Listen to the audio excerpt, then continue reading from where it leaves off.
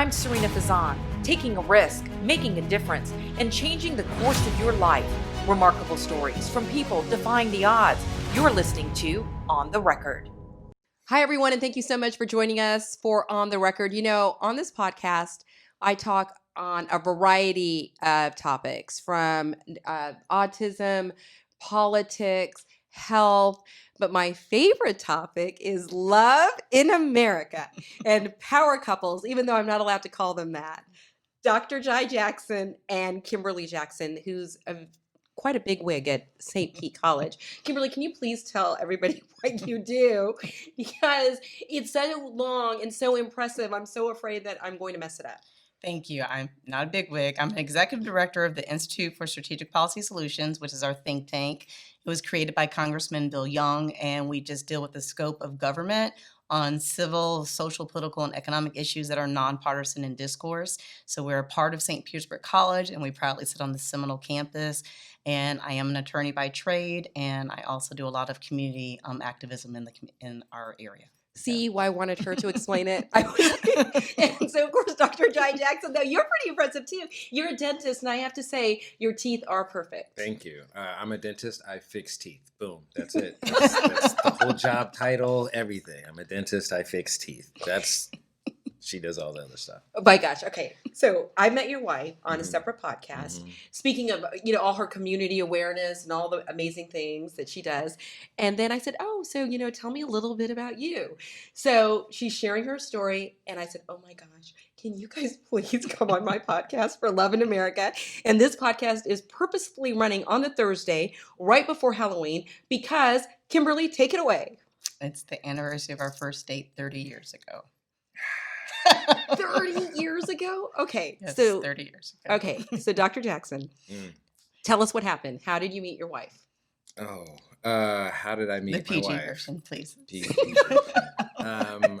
I attended Morehouse College, and I was the director of the fashion show. So me and a gentleman named Steve Barr. We were the director of the fashion show for the entire schools, and it's all male school and it's all female school across the street, Spelman College. And she was one of the people in the fashion shows, had all the phone numbers to the fashion show list, and she was chosen. All of those wonderful women that I could have chosen, she was chosen. So. Oh my gosh. Okay. Well, before you say she was chosen, I want to hear, okay, so you're in charge of a fashion show, which is pretty cool. I mean, I have to say, some people are listening to this podcast, but other people are watching it too. Right. When you did walk in, I did honestly think, I'm like, wow, he is quite dapper and has quite a sense of style. So this has been something that you've always been interested in? I didn't make my very first, I tried out for the very first fashion show when I was a freshman in college, and I didn't make it. And from then on, I was set to be a part of the fashion show in any kind of way. So I worked my way up from a model up to the director because that first time they told me no. And I was like, oh my gosh, I can't believe that. So that was my senior year, and I was at the director level of running the fashion show. No wonder he's so successful, right? Like, he does not say no. All right. Okay. So pause though. Right. So you're the director of this fashion show, and everybody had, all the phone numbers are on there. But Kimberly, okay, when did you guys see each other though? Like, when did you guys actually see each other for the first time? So to give you context, this is for historical Black colleges, of which, of course, you went to Morehouse and I went to Spelman. It's a really big deal in this space in a time before social media and cell phones and everything. Oh, yeah. So you just sort of meet in a room and, you're waiting to just walk. And so he has this lovely head of gray hair, and I like men with gray hair. Even then he had gray hair? He had not as much gray hair, but he did. I might have added to all of this, but he did have gray hair. And I was with one of my dearest friends, who is still my dearest friend. She's one of my sorority sisters. And she saw us look at each other, and she was just like, no, he's a senior. He's leaving. No, he's the director of the fashion show. So we just caught a glimpse of each other. But truthfully, we just were very professional during the fashion show phase. I mean, dating was very traditional then. You had to have a number. You had to call someone. You had to arrange a time.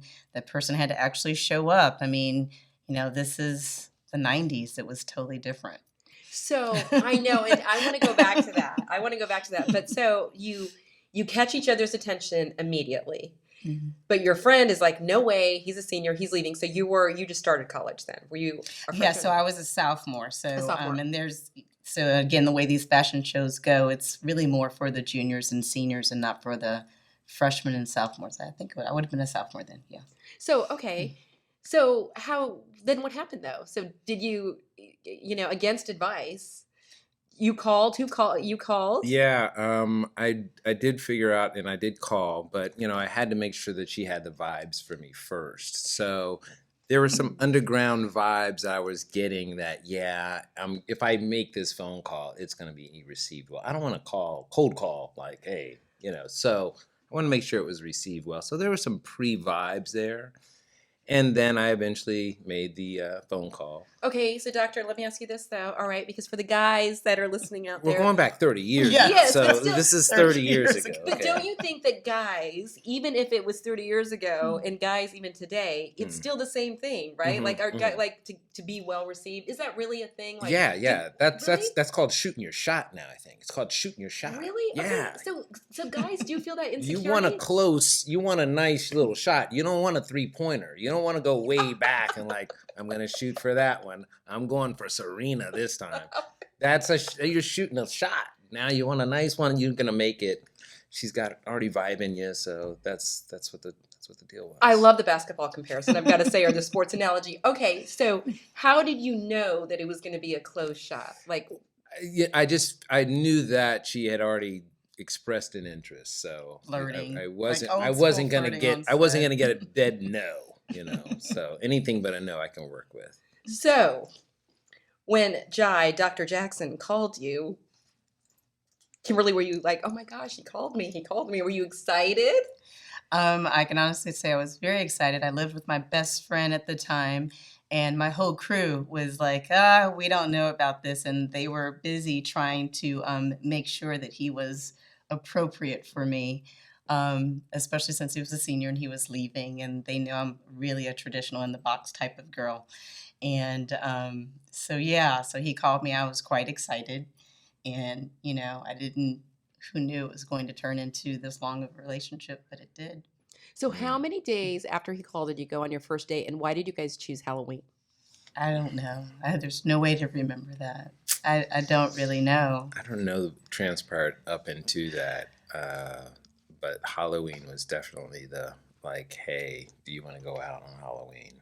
And it was a double date. Ooh. Yeah. Do tell. Okay, so did you guys get dressed up? I believe we did have, but it was something small. If it was anything at all, it was more of the colors of orange and black and going out to a haunted house. So you went to a haunted house. Double date, and you don't even remember that it was a double date. I mean, I remember. Again, when he says it's 30 years ago, so much has happened in 30 years, and so it's funny. Our younger daughter said, "What are you gonna?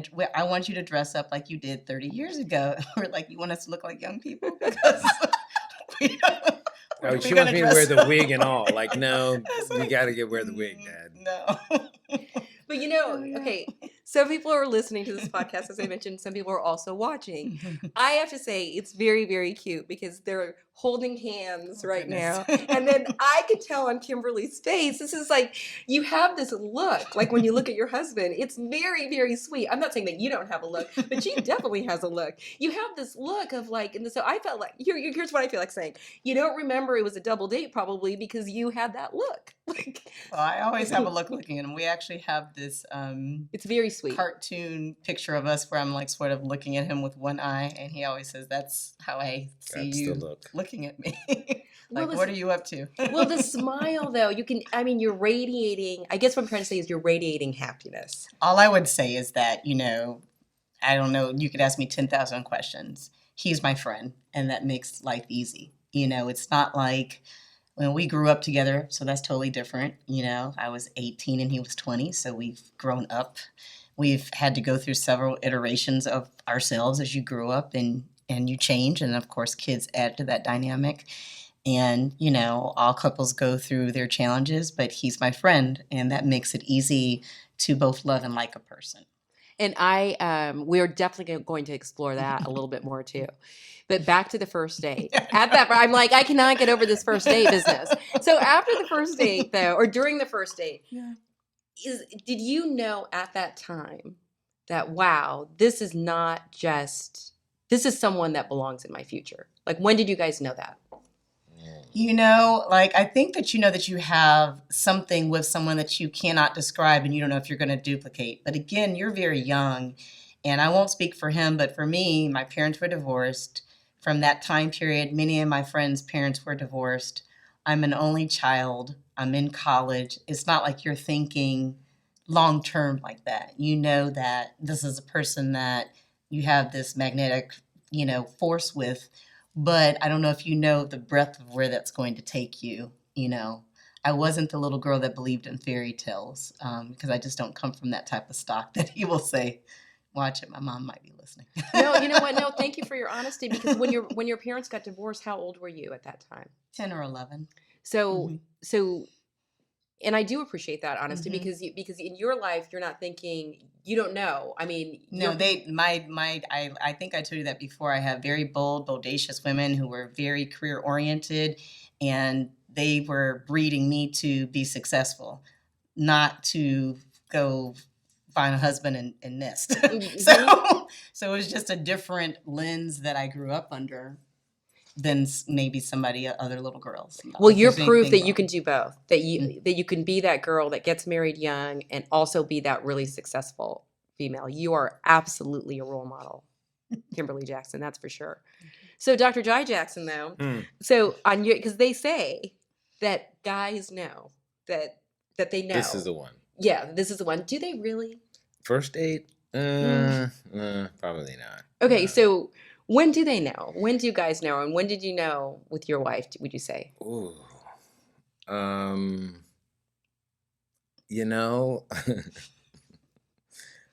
don't know. Early on, there was a difference, and, she reflects back on, we remember a lot of dates. We don't remember the date that I said, I love you the very first time. Remember the place and the time period, and, the repeating of that, because, the first time somebody says, I love you, like, whoa, hold on. Yeah. Are you sure do you want to retract? Is that your final? So once that was established, I think that there was some type of a bond there, and we were just so young. It's easy. I wouldn't want to have dated this woman in my 30s or anything later, because there's just such a carefreeness about love when you're 20 years old. So how long after that first date do you think, though, you guys, and I know you don't have the exact date, but how long do you think it was before you did say I love you? And did you start after that first date? Was it pretty much exclusive, would you say? Like, did you guys want to date anybody else? No. I'm shocked. Really? No. Really? She went there with the exclusive thing. No, well, first of all, I was still in college, and he was just finishing, and he went on to go to dental school and had a year gap because of his grandmother's challenges. And again, no cell phones, no time period. And, he's a young, attractive male. And so, no, there was that. I, in fact, cut him off for about a year and a half. Cut you off. He says he cut me off, but it's not true. No one will verify that. And one of his fraternity brothers gave him my information. We reconnected, even though we have the same circle. We have the same circle of friends that we've had since we were 18 or 19. And we reconnected. I graduated from school, and we ended up in D.C. together purposely. She followed me. Not really, but my yes. gosh. And we lived together before we got married. Oh my gosh. Okay, but we have to hear about the reconnection. This is the perfect time to go to a break, because I'm dying to know. I'm dying to know. We'll be right back, everybody. This podcast is brought to you by Core Shorts. Me being a professional hockey player, I have had my share of groin injuries in my life. When they showed me this product, I said, oh my God, this is the future. These shorts are exactly what they're meant for. to create some support throughout your pelvis. It's an amazing product. It's not only for hockey, it's for any kind of sports, recreational, postpartum. Women after their pregnancy need support throughout their pelvis. These shorts are creating that support throughout their pelvis. So it could be a mailman, it could be a fireman, it could be someone working in their gardens, doing anything. If you're active, you need some support throughout your pelvis. That's what core shorts were designed. For more information and to place an order, visit coreshorts.com. Hi, everyone. Welcome back. I'm joined by Kimberly and Dr. Jaih Jackson. I call them a power couple. Love in America, guys. Love in America. So these guys are celebrating their first date 30 years ago on Halloween. But I am just learning. So there was a period of time they did meet very, very young. Okay, so you guys broke up for a year and a half. That must have been really hard. Was it harder? I mean, as from a... No. No. We were kids. You know, this one thing I don't like about what kids have to go through now. Like, this time period in your life is to explore and live. And you have forever to be a responsible adult. And I hate it that they have to put everything on social media. I know. Every 2 seconds. They're not forgiven for it. They don't get to evolve. They don't get to change who they are as a spirit. And so, you know, no, that's life. And so I'm very realistic. I would really hate, I would probably be fiercely single in social media world because I'm not cool and hip like that. No, I honestly do feel bad for all these. I mean, everything is documented. But back to you guys, because this show is dedicated to you and your love story. So you guys break up for a year and a half. And then how did you guys reconnect? You said it was a fraternity brother. He wrote me a book, and I still don't know the name of this book, but it was a book on powerful women. He sent this book to me. He's an exquisite writer, although people don't know that about him. You're talking about your husband here. Yes.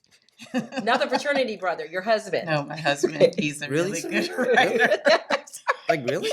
I didn't know you wrote the fraternity. Wow. So you sent her He a book. writes beautiful love letters. He wrote me a poem love letter, and we talked about the importance of longevity versus short term. And so, yeah. That's so romantic. He wrote you a love letter? Oh my He does gosh. that from time to time. This should be like a major... Several. She's gotten several love letters over the years. Several. I do. I have lots of love letters. That So is many. so sweet. So is that what got you guys back together then? The fraternity brother is saying, hey, you know, you're single, you know, you found her very attractive, and why don't you guys get back together? No, he didn't have anything to do with us getting back together. He was just the conduit so that we could stop being childish, only children, and being stubborn in our ways. So that's, you know, I don't think that when you break apart that you just necessarily stop having feelings for each other. It's just usually for most people, time and circumstance. Time and circumstance are, you know, he was going through a really rough period with his grandmother at the time. I'm trying to transition and still enjoy my college life. And, you know, like I said, it's just times were just very different then. And, you know, for me, career-wise, again, I was thinking next steps, trying to figure out where I wanted to go. And truthfully, I wanted to go anywhere but go back home, like most kids. I wanted to travel the world. And, you know, so it was just different time period. I don't know. It wasn't deep like people make it. It's Circumstance. Yeah. It was just circumstance. So, but you guys both decide, though, you purposefully, as you said right before the break, that you both decide to move in together. And move to I don't know if DC? it was a She decide. followed me to Washington, D.C. Let's put that on the I went record. to Johns Hopkins School of International Studies for the record. Okay. She came to DC and let me go and get a master's degree while I'm here. So I'm hanging out in DC. So she graduated early from college. By this time, I am already in dental school. And so the first year of dental school, I was by myself. By the second year of dental school, this summer, boom, Miss Kim is there. And in fact, matter of fact, I think it came the second semester of my first year. But anyway, so she came up to DC, and we have a real relationship where I'm in dental school, she's in her master's program. And that's where, you know, everything just kind of flourished and gone on as a couple. By the time I graduated in 96, we were married. That's so romantic, but let's not jump to the marriage part yet because we've got to get to the We're the going engagement. okay, Yes, got it. The Yeah. engagement. Got it, yeah. Making us walk down memory Okay, lane. yes. So the engagement. Now, all right. So now you're living there. Now, are you thinking he's going to give you a ring? Oh yeah, the No. ring. I gave her a ring. Yeah. I was really no. I mean, like, I guess you'd have to know us. You know, we're both fiercely independent. We're both only children. We both come from divorced parents. You know, we were both focused on our careers. I remember having a huge debate actually with my family about it because my mom was not, of course, happy that I was decided to live with someone during, it's a different generation. And that just, we were having a good time. We had a good time. We had a good time at DC. DC was good. We were Did living she our say that best she was a life. Redskinette? Did Oh, she, really? God. She was a Thank cheerleader you for watching for the saying Redskins. that. You're kidding. Oh yeah, well let's We're put not that going, part in listen, there. Oh my I God, like okay, you a so- lot, but we're Did you- not going any Yeah, further. This yeah, is- yeah. I'm still was, employed okay, we here. can't call them the Redskins anymore. but the but- Washington football team had a cheerleading team. Nice. She is a cheerleader for the Nice. Washington football team. Can I say have a Dad? hot cheerleader at my dental school. I Oh mean, my God. boom, Boom. boom. Boom. Oh, what's your girlfriend do? Oh, she's a cheerleader for the Redskins. And she's getting her master's, so she's Yeah. hot and beautiful. Boom. Boom. So had to follow that one up with a ring. So there you go. So when you did propose, Mm. how long had you guys been at DC at this time? Would you say a year? Would you live a year, 2 years? No, it's just a year. 2 years. Yeah, Yes. 92 to 94. Well, I was there in 93. Sorry, yeah, 1 year for her. So when you proposed, was it a surprise? Yes, it was a surprise. Okay, so this Dr. Jackson be like, yeah, I got it. So you guys have got to tell us about the engagement. Yeah, she's better at the PG Okay. version of that. We're highly competitive for gifts and dates, and we're just competitive. Like it's really, it's really beneath most people, but it's like who can get the better gift or get the better date or whatever. And I consider myself the better person, like in doing that. And he always shows out and tries to make me look bad. So one up me. So we lived in Georgetown, and I thought I'm not domestic. I do not like to cook or do anything like that.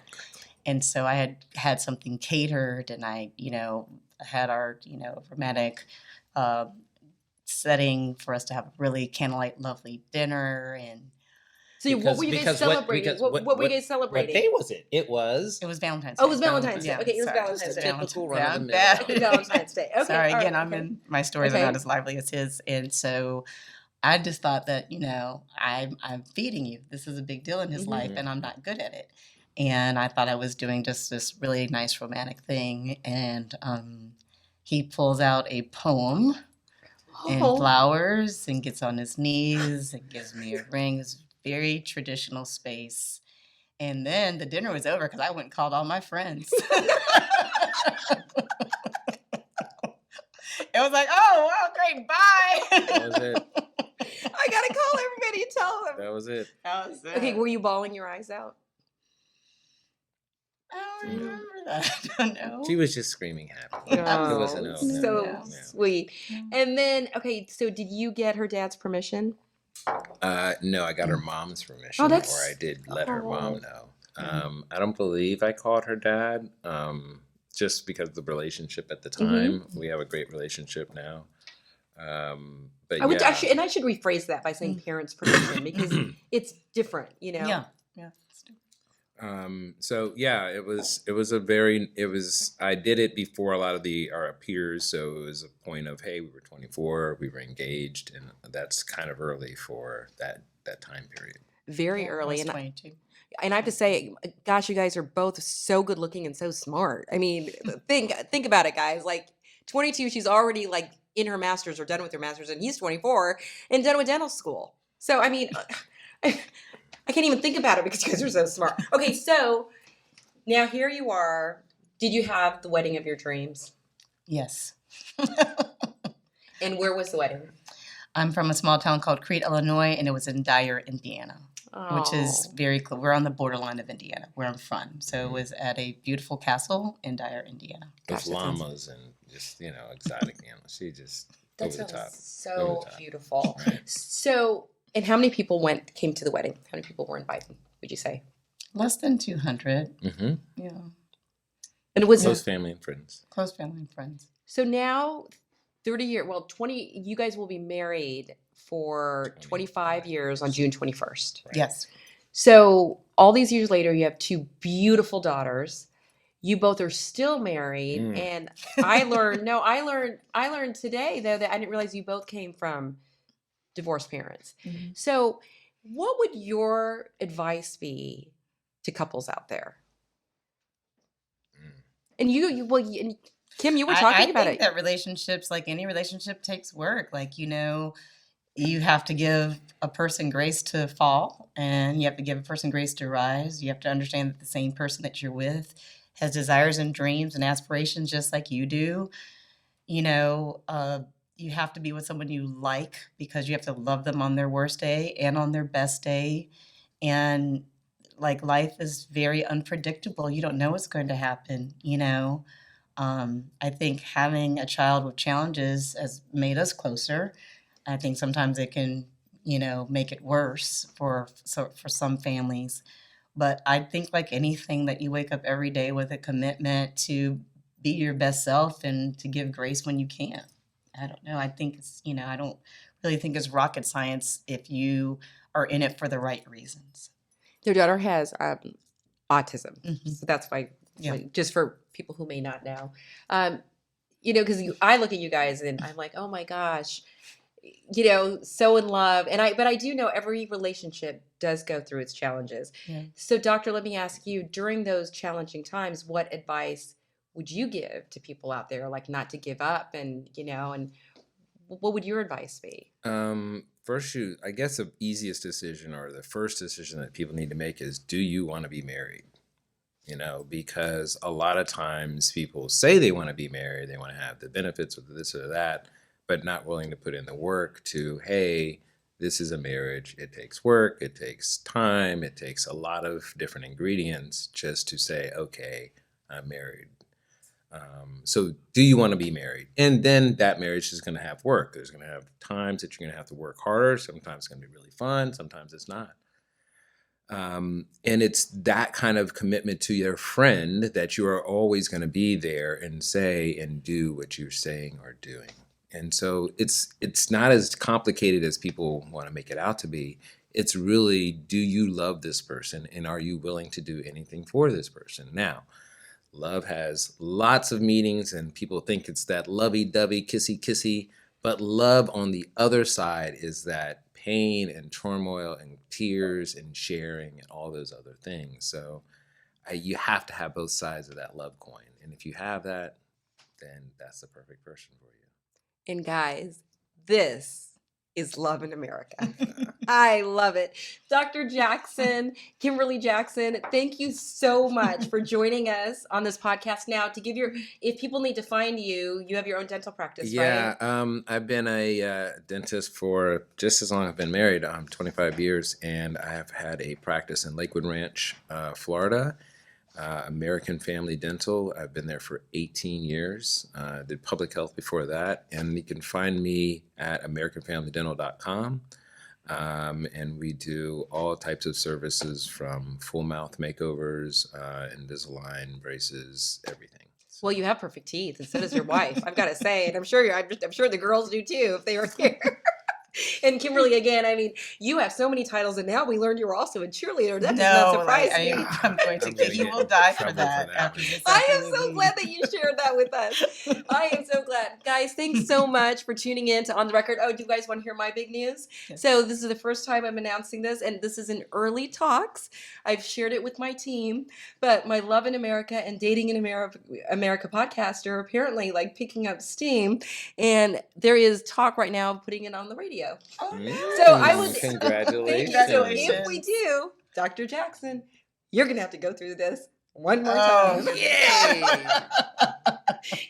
Kimberly, I know I can convince you to do it. I'll be like, please. But anyway, thank you again so much. You guys are not only did I love highlighting your love story, but you guys are truly what community is about and what role models are about. So thank you so much for having us on. For coming on. Thank you. Thank you so much, everybody, for watching.